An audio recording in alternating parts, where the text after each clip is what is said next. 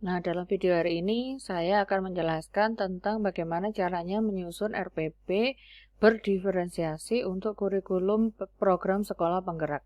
Dan juga apa sih bedanya dengan RPP yang reguler begitu ya. Nah, pertama yang mau saya jelaskan tentang RPP diferensiasi itu adalah RPP yang disusun untuk pembelajaran berbasis hybrid learning. Nah, biasanya hybrid learning itu suka disamakan dengan blended learning, padahal hybrid dan blended itu dua konsep yang berbeda. Bedanya apa? Sebelum membahas bedanya, saya mau menjawab persamaannya dulu ya. Sama-sama baik hybrid maupun blended learning itu sama-sama menggabungkan antara sistem pembelajaran daring dan luring. Nah, akan tetapi perbedaannya adalah kalau blended learning itu antara pembelajaran luring dan juga daring itu bisa dilakukan tidak dalam satu waktu yang sama. Nah, sementara yang hybrid learning itu pembelajaran antara luring dan daring itu dilakukan dalam satu waktu yang sama. Jadi misalnya yang diterapkan di sekolah saat ini gitu, saat 50% siswa belajar secara luring dari sekolah masing-masing, itu ada 50% siswa yang lainnya yang belajar secara daring di jam pelajaran yang sama. Jadi misalnya bahasa Indonesia itu setiap hari Senin pukul 7 sampai 9 gitu ya. Itu tuh di hari Senin pukul 7 sampai 9 itu ada 50% siswa yang sedang belajar bahasa Indonesia di kelas, di sekolah. Lah, sisanya yang 50% lainnya itu belajar di rumah. Begitu, itu hybrid learning. Nah, untuk guru, cara mengajar dengan hybrid itu ya, bagaimana rancangan untuk mengajar dengan sistem hybrid learning seperti itu. Nah, untuk guru itu PR-nya adalah membuat RPP yang diferensiasi ini. Nah, bedanya dengan RPP yang reguler adalah di RPP diferensiasi itu nantinya, pada setiap tahapan pembelajaran, dimulai dari tahap orientasi di bagian pendahuluan sampai dengan tahap tindak lanjut di bagian penutup, itu harus ada perbedaan antara siswa yang sedang belajar di sekolah dengan siswa yang sedang belajar secara daring di rumah. Nah, untuk yang belajar secara daring di rumah, itu tentu saja guru memerlukan bantuan berupa media-media pembelajaran, sehingga apa yang disampaikan oleh guru di dalam kelas untuk siswa yang sedang belajar luring dengan apa yang disampaikan oleh guru untuk siswa yang sedang belajar secara daring itu sama. Itulah RPP diferensiasi. Nah, untungnya untuk penyusunan RPP dengan kurikulum PSP itu saya sejak awal sudah membuat contoh pembelajaran secara diferensiasi ini ya. Jadi ada kegiatan luring, ada kegiatan daring, ada kegiatan luring, ada kegiatan daring untuk setiap prosedur atau setiap tahapan pembelajaran. Tapi tidak apa-apa, ini saya jelaskan lagi. Nah, pertama yang harus kalian susun adalah satu jenis keterampilan berbahasa yang berbeda dengan keterampilan berbahasa yang sudah kalian kerjakan pada saat mengerjakan tugas. Ya, jadi kalau di tugas yang lalu misalnya mendapatkan keterampilan menyimak, maka untuk UAS ini jangan ngambil yang keterampilan menyimak lagi, tapi ambillah keterampilan berbahasa yang lain. Boleh dengan genre teks yang sama, boleh. Yang penting jenis keterampilannya berbeda dengan jenis keterampilan yang sudah dikumpulkan untuk tugas. Ya.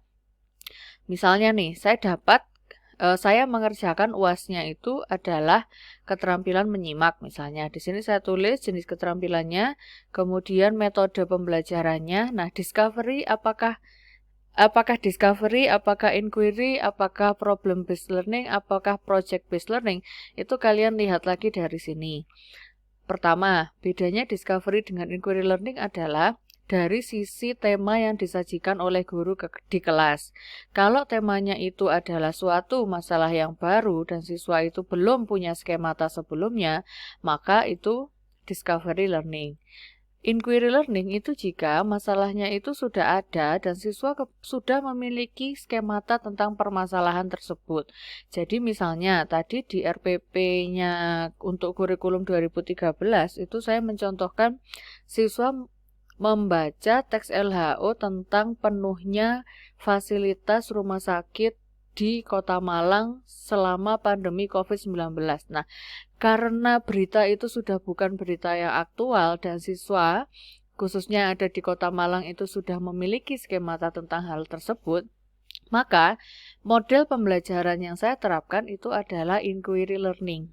Kenapa? Satu, karena temanya sudah bukan suatu berita yang baru. Kemudian yang kedua, siswa sudah memiliki pengetahuan tentang itu sebelumnya. Itu inquiry. Itu tadi penerapan inquiry seperti apa, saya janjikan di tata cara penyusunan RPP diferensiasi untuk K13 kondisi khusus. Nah, untuk yang PSP ini, di sini saya memilih model pembelajaran discovery learning, tapi dengan catatan nanti teks-teks yang saya sajikan itu adalah sebuah teks yang baru, yang siswa kira-kira belum memiliki pengetahuan tentang tema dalam teks tersebut, gitu ya. Oke, nah selanjutnya media. Media ini boleh kalian susun belakangan saja setelah kalian menyusun kegiatan-kegiatan pembelajaran pada setiap pertemuan. Lalu di bawahnya kalian menyusun tujuan pembelajaran. Tujuan pembelajaran ini diambil dari kegiatan ya yang ada di kurikulum PSP. Untuk yang sekolah penggerak, nah ini dia. Jadi, untuk tujuan pembelajaran itu diambil dari sini. Jadi kalau misalnya tadi yang saya contohkan itu ini, teks LHO, keterampilan berbahasanya adalah jenis menyimak. Kemudian di sini ada 2 tujuan pembelajaran. Nah, 2 tujuan pembelajaran inilah yang saya masukkan ke dalam kolom ini. Tujuan pembelajaran yang ada di RPP. Nah, selanjutnya baru menyusun kegiatan pembelajaran. Sebanyak berapa pertemuan kegiatan pembelajaran itu? Melihatnya adalah pada alokasi waktu tempat teks LHO itu diajarkan. Misalnya milik saya ini untuk teks LHO dengan keterampilan menyimak, menurut program semester saya itu alokasi waktunya 4 jam pelajaran. Berarti saya harus menyusun keterampilan menyimak ini menjadi 2 pertemuan.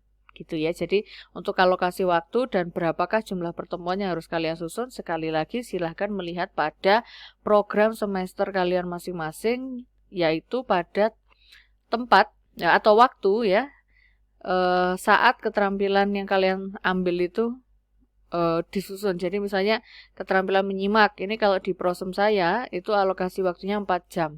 Nanti misalnya kalian mengambil keterampilan membaca gitu ya, untuk teks LHO juga. Nah, teks LHO untuk keterampilan membaca itu ada berapa jam pelajaran, silahkan melihat di program semester masing-masing. Selanjutnya, untuk kegiatan pembelajaran akan saya jelaskan di video berikutnya.